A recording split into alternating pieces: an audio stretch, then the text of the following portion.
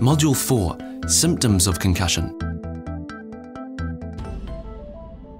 There are various classification systems available for grading the severity of a concussion. Concussion can be divided into two levels of severity, simple and complex.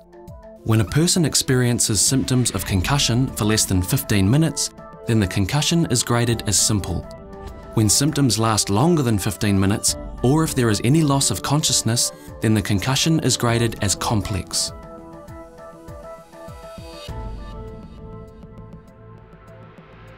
Regardless of the grade of concussion, the person should be removed from any sport or activity that places him or her at risk of additional injury.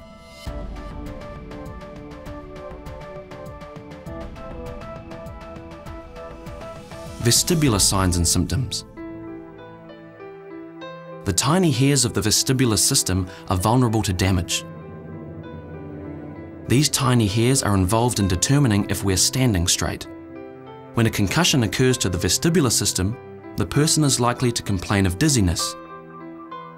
If there is a significant damage to the vestibular system, the person will feel sick in the stomach. Cerebral signs and symptoms. Damage to the cerebrum is characterized by problems with memory and confusion. Two types of memory problems can occur. The first is memory for events immediately preceding the injury.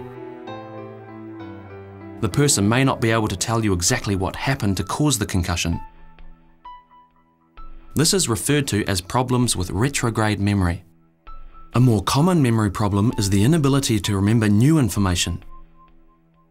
To test this, the person is asked to repeat three unrelated nouns, for example, sky, apple, and glove.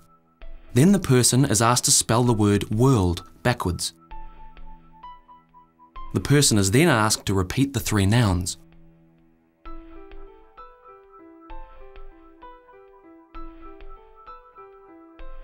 A person would normally have little difficulty with this simple memory task. Someone with difficulty remembering all three words is said to have difficulty with anterograde memory.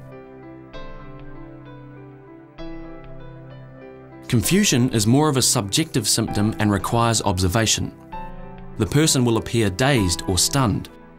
It is not unusual for the concussed individual to answer questions slowly.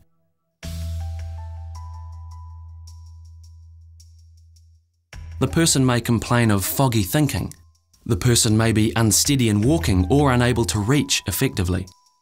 These are the most common signs and symptoms. Observations of these by teachers and classmates are very useful to the doctor. They are also useful in deciding if a person needs immediate medical attention.